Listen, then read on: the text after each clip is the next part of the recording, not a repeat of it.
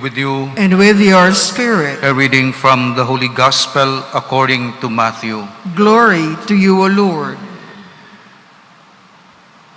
Jesus came to his native place and taught the people in their synagogue.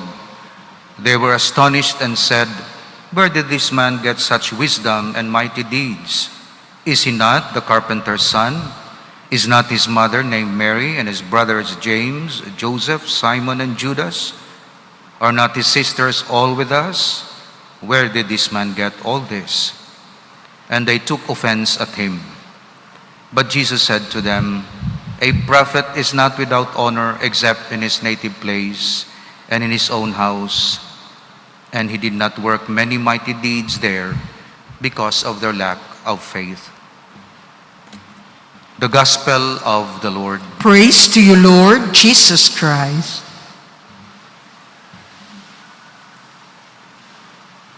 Ang pagtuo amo ang nagapa-function sang gahom sang Dios sa aton kabuhi. Catalyst, so to say. Naga-assist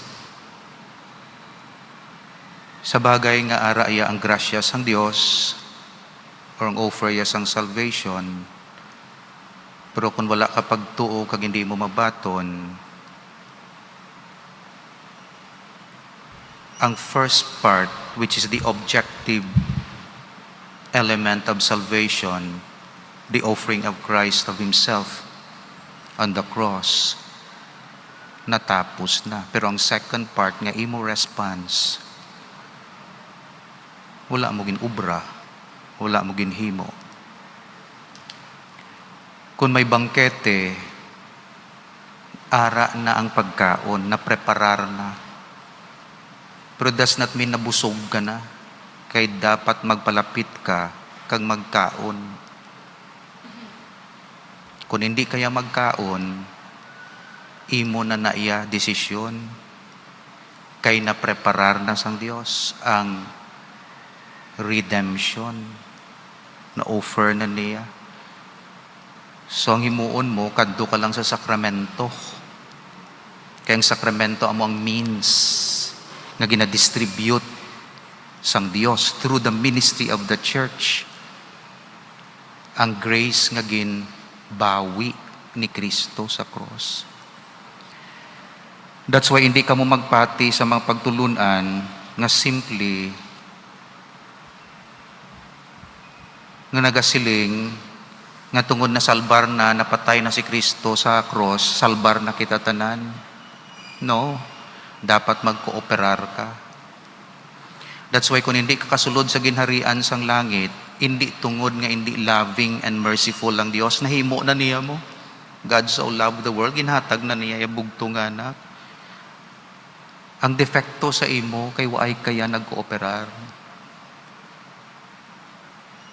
That's why may mga grasya ang Diyos nga hindi mag-operate although available all the time, pero hindi mag-operate sa aton kalag because of the lack of faith. Sometimes in the form of lack of disposition, o hindi ka sa state of grace to receive it. Hindi ka ready, hindi ka prepared, hindi ka disposed. Kung mag-communion ka mo, kag-dispose ka mo, ang power sang grace, ara dira. Pero mag-Holy Communion ka mo, kag hindi ka mo dispose, na-receive niyo ang communion, pero hindi effective ang grace. That's why kadamo sang Katoliko nag-communion, nga daw wala effect.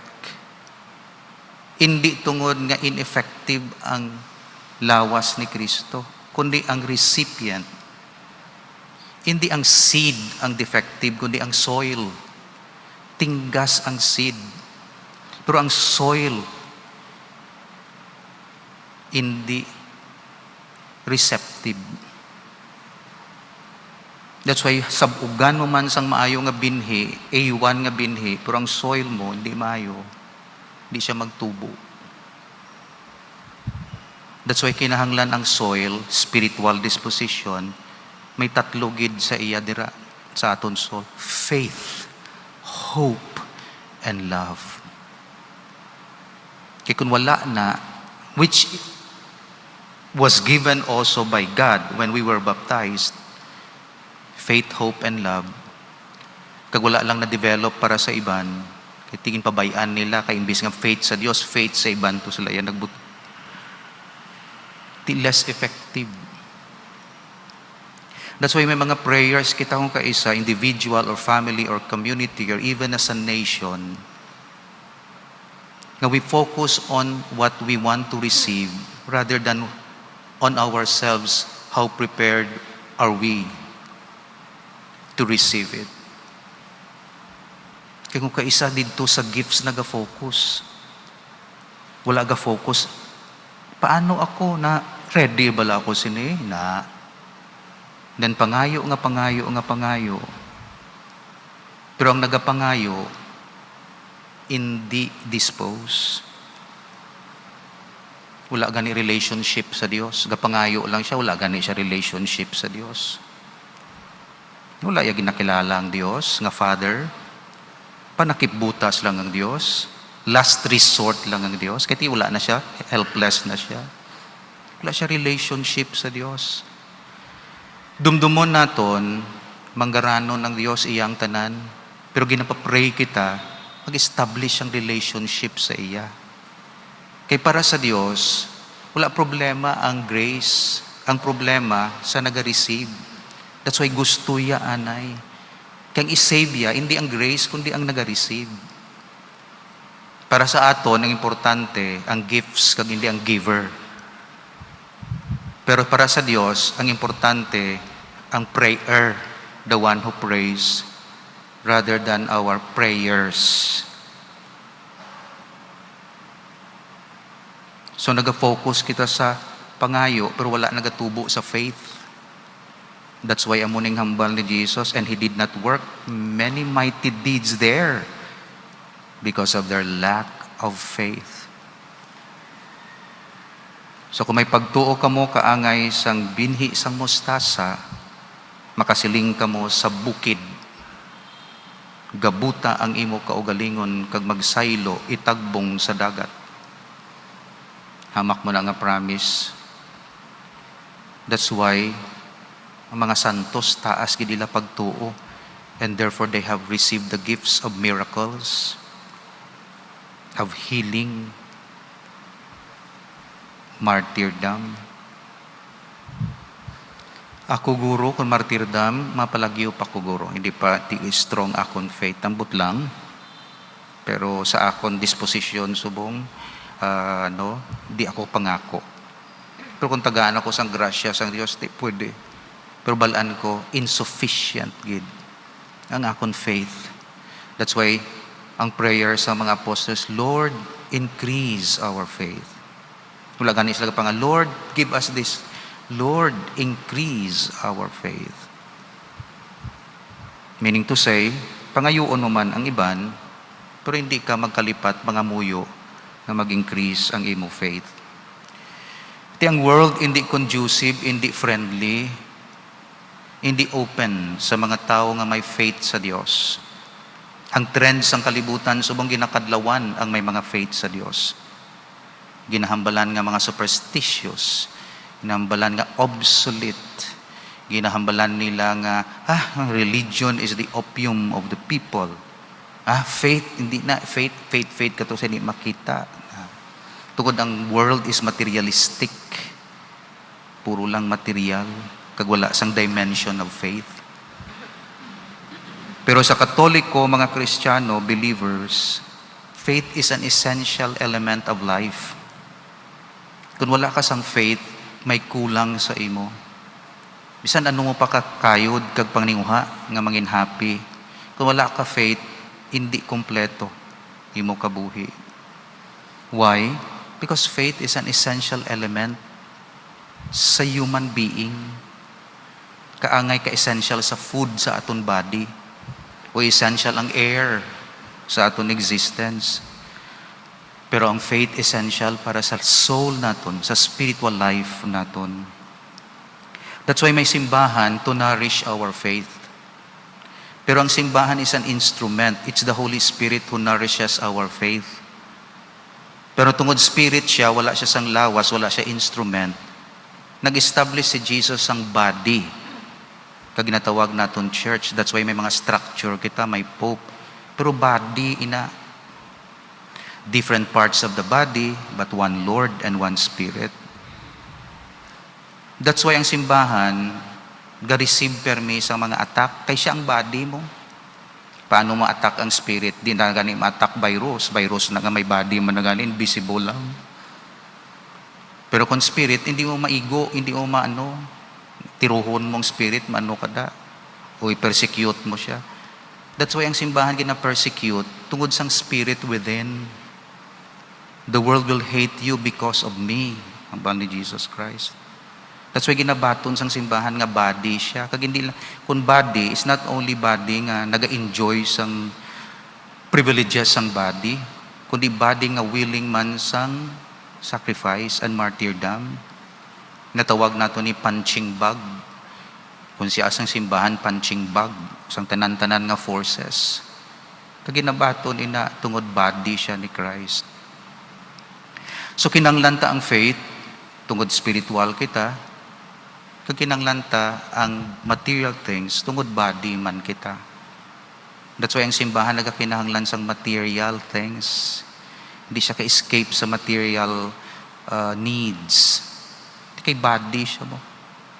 Pero wala siya nagakalipat sa iya spiritual needs. Kung kaisa, makita sang tao ang imperfection sang body. Pero ang goodness sang spirit, hindi nila makita. Amon na sa simbahan, kung kaisa makita ang defects sang parts of the body and ministries and ministers. Pero strong ang simbahan tungod may spirit within. That's why sa aton life, may external and interior dimension. Ang external, we work for our food. Interior, para sa aton spiritual disposition. And faith is needed. That's why, tudluan naton ang mga kabataan, hindi gin magkalipat sa Dios. Mag-grow gid sa pagtuo. Kag faith expressed in 3 ways, according sa catechism. Knowledge of God, because faith is on knowledge of God. Paano ka magpati, mag-believe kung hindi mo makilala? So kinanglan may knowledge of God. Faith na may love of God, may affection sa Dios, prayer sa Dios. Kag faith nga naga-obey. Faith is obedience. So faith is credence. Kung sa aton pa, credence, credo, I believe. Faith nga confidence, trust and confidence. And faith nga obedience. So amo ina, pangayoon naton, theological virtues ang faith. Agod kun ara na ina, ma-express na sa aton credence, I believe in God. Aton confidence, I trust in you. And obedience, I will obey you. So hindi kita magpatentar nga ang faith is only confidence. Kinanglan ang confidence mo, informed. Kinanglan ang imo confidence, kung butang sa aksyon, sa good works. So ini kung kaisa lack of faith, kung isa lack of knowledge of God, kung isa lack of confidence in God, kung kaisa lack of obedience sa mga words ng Dios. Sa aton kabuhi, padayunon tang pag-pray, Lord, increase our faith. Kay faith is a supernatural power nga maghimo nga effective ang available nga grace and offer of salvation of God. Lastly, may mga signs of faith. Hindi na siya abstract. Una nga signs of faith is baptism. That's why kung baptize ang tao, we presume nga may faith. Either ang parents nga nag-represent kay bata pa siya, or siya mismo kay ginbaptize siya nga adult na. Baptism. Amo na ang mga signs ng aton faith. Of course, sa day-to-day life, nagasimba siya. Makita mo ang tao may pagtuo sa Diyos, may time siya sa prayer, may time siya sa simba. And of course, amo ning social apostolate. Pero does not mean may social apostolate ka may faith. Pwede ang social apostolate without faith. Pero ang faith, hindi pwede kung wala sang social apostolate and good works. So Lord, increase our faith, increase the faith of the Filipino people. Agod ako na nung grasya in store for us, will able to receive it because the soil is fertile, not dry, not crowded, not shallow, but the soil of our heart is ready to receive that faith, and we will allow this faith to transform our lives and our lifestyle. Amen. Please stand.